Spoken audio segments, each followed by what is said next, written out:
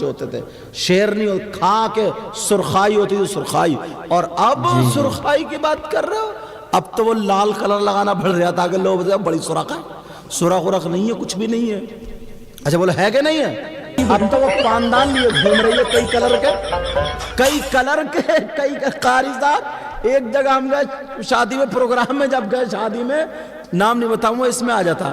جب ہم گئے پروگرام میں انہوں نے روک لیا، بولے سرکار بس صبح چلے جانا سرکار، صبح فجر کی نماز پڑھا کے. میں نے کہا ٹھیک ہے.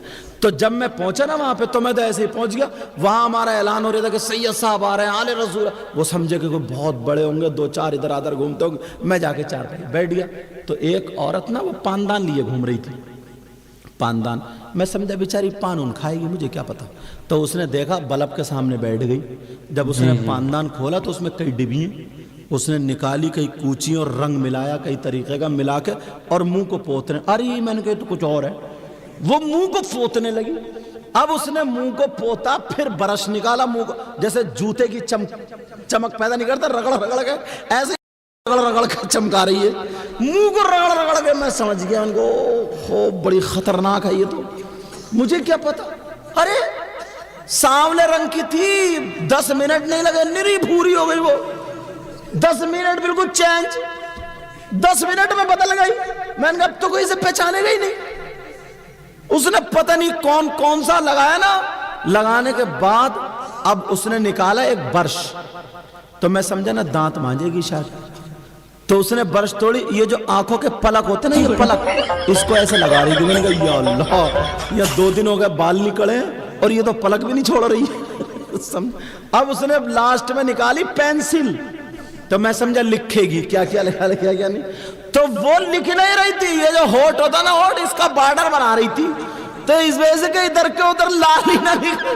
ارے میں نے کہا کم وقت کہاں جا کے مرے گی تو. میں نے کہا ہو کیا گیا. اس نے یہ بارڈر بنا لیا، بارڈر. میں نے کہا آج ہونے دو تقریر ایک بڑھیا اور اس کا پاندان. آج موضوع یہی رہے گا. توبہ حالات ایسے. آدھے گھنٹے میں تم پہچان نہیں پاتے اس کو. آدھے گھنٹے میں. اللہ الصمد. اب امام صاحب آئے، بولے چلیے سرکار، 8 10 20 آدمی جتنے بھی ہوئے چلیے. صاحب ہم نے صافہ باندھا، وضو بنایا، صافہ باندھا، پہنچ گئے. اب تو بڑے چکر میں یہی. تو میں نے کہا تمہارے گھر میں ایک بڑھیا اور پاندان ہے، اور یہاں سے موضوع لے کے جب چلا ہوں میں اور جب تقریر کی، اب وہ میرے سامنے نہیں پڑی دکھائی. تو یار اندازہ لگاؤ، یہ نقلی خوبصورتی ہے، یہ نقلی حسن ہے، یہ نقلی کیا بولیں گے، اچھا پن ہے. اصلی پیدا کرو یار، اصلی پیدا. جو کھائے پیے ہوتا نا اس کی سرخائی الگ ہوتی ہے. اب تو 2 مہینے شادی ہوئے، آنکھوں کے نیچے اندھیرا آ رہا، چکر آ رہے ہیں، گالوں میں گڈھے، آنکھیں تیرا رہی ہیں اور ڈھولتے پھر رہی ہیں صاحب ایسے. ارے کیا ہو گیا. یہ 15 سال کے بچوں کا لیور خراب ہے، کھانا ہی یہ کھانا. ان سے پھاوڑے چلواؤ. ان کے ہاتھ میں جو تم نے موبائل دے دیے نا، موبائل، یہ جو کتے بھونکاتے پھر رہے محلے میں، شام کو کھانا کھایا اندھیرا ڈھونڈ رہے آپ، سمجھے کونے کچالے ڈھونڈ رہا ہے موبائل چلانے کے لیے. انہیں پڑھاؤ، ان سے کام کراؤ، ان کا پسینہ نکلے، ان کی رگیں کھلیں، ان کی بھوک بڑھے، یہ کھانا کھائے، نمازیں پڑھواؤ، پاک صاف رہے. یہ آدھی سے زیادہ بیماریاں محنت کرنے میں ختم ہو جائیں گی. آدھی سے زیادہ بیماریاں ختم ہو جائیں گی. مگر اللہ پہلے کی ماں پوری ماں ہوتی تھی، آج کی ماں ادھی ماں کیسے ہے وہ بھی سن لو بتا دوں. پہلے کی ماں اگر بچہ روتا تھا تو رات بھر لوریاں دیا کرتی تھی اور بچوں کو دودھ پلایا کرتی تھی. اور آج تو 1 سال کا بچہ یا بچی ہے، دودھ بھی ڈبے کا پی رہا یا گائے بھینس کا پی رہا ہے. اللہ رات کو بچہ یا بچی رونے لگی، دودھ چاہیے اسے. اب اس میں اتنی بھی ہمت نہیں ہے کہ باورچی خانے میں چلی جائے، اتنی بھی طاقت نہیں ہے رسوئی سے لا کر کے دودھ بنا کر کے پلا دے. اس آدھی ماں نے کیا کیا سنو. वो दूध लेने नहीं गई मगर तकिए के नीचे जो इतना बड़ा मोबाइल रखा है, इतना बड़ा मोबाइल तकिए के नीचे से निकाला और मोटू पतलू लगाए और बच्चे के सामने रख दिया। अब बच्चा देख रहा है उसे कि ये है क्या, मेरे अब्बा तो है नहीं है। चक्कर में डाल दिया इस माँ ने 1 साल के बच्चे को। फिर ध्यान लगा रहा, कह रहे अम्मा होंगी, कह रहे नहीं नहीं अम्मा भी नहीं है ये। भूल गए बेचारा दूध को भी, भूल गए अम्मा अब्बा को मोबाइल में। सुबह 1 साल का बच्चा क्या जाने गाना क्या है, नात क्या है, तकरीर क्या है, मगर चुप गया, कुछ तो ध्यान लगा रहा वो। उसकी आंखें बर्बाद कर दी इस माँ ने अपने चक्कर में। इसको माँ कहोगे? आधा इसने पाला और आधा मोबाइल ने पाला, इसलिए अद्धी माँ है तकिए के नीचे। समझ में आ रही जो मैं इशारे कर रहा था? वरना बच्चों की तरबियत होनी चाहिए यार।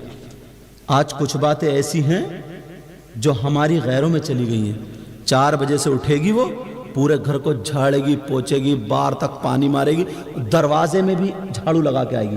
तुमने देखा होगा, रोड तक झाड़ू लगाएगी और सुबह ही बच्चों को तैयार करेगी, निलाएगी, धुलाएगी, नाश्ता बस्ता लेकर के गेट पे खड़ी हो जाएगी। बस या रिक्शा आता होगा, स्कूल जाएगा बच्चा, स्कूल जाएगा बच्चा।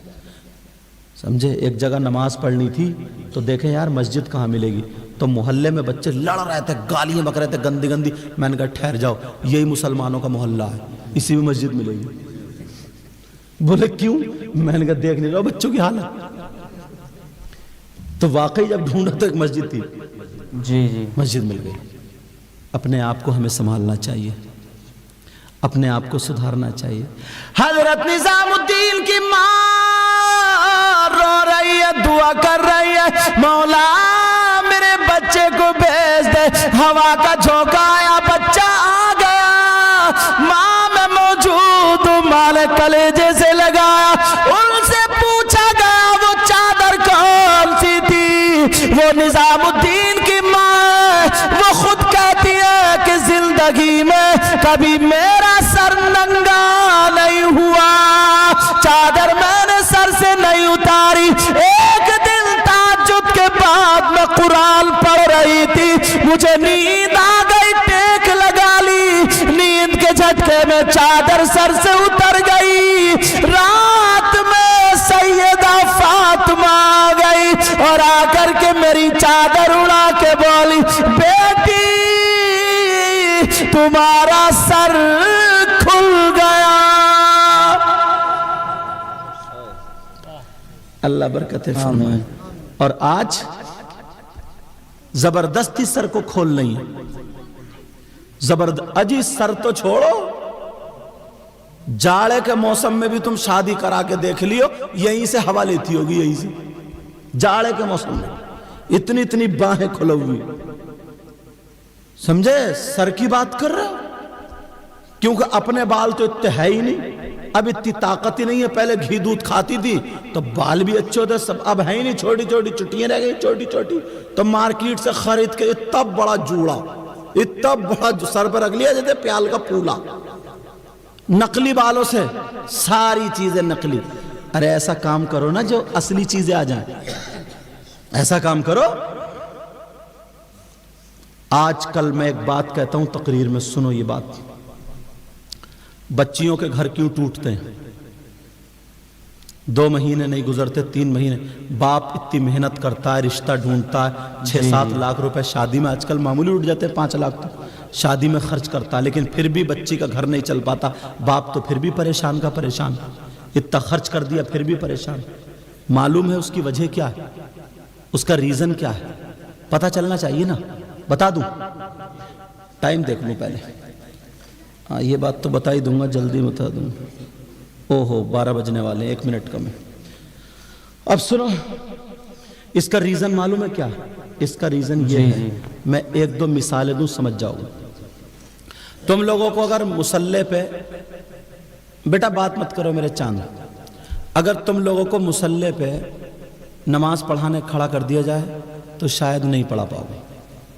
कुरान सुनाने खड़ा कर दिया जाए रमज़ान में तो कुरान नहीं सुना पाओगे। इन लोगों को अगर फावड़ा लेकर के और ये कह दिया जाए कि इतने धान लगा दो, मुझे तो यही पता नहीं धान लगते कैसे। अस्सलाम वालेकुम नाज़रीन, उम्मीद करता हूँ आप लोग सब खैरियत से होंगे। अल्हम्दुलिल्लाह। देखिए, सैयद मुकीमुर रहमान साहब ने बयान किया है औरतों के बारे में, जैसे शादी में जाना, महकब बॉक्स उठाती फिरती हैं, उसके बारे में बयान किया है। और कमेंट करके ये बताना आपको ये वीडियो कैसी लगी। हमारे चैनल को सब्सक्राइब, लाइक, कमेंट से है।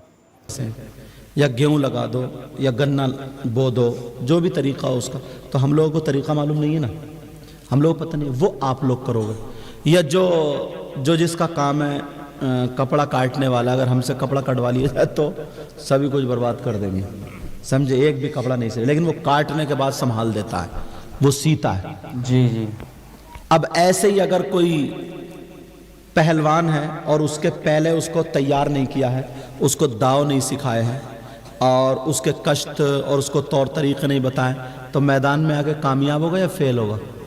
फेल हो जाएगा। समझ में आ गया? ये सबको मालूम है कि हमारी बेटी एक दिन हमारे घर से कहीं और जाना है। इसका जो घर होगा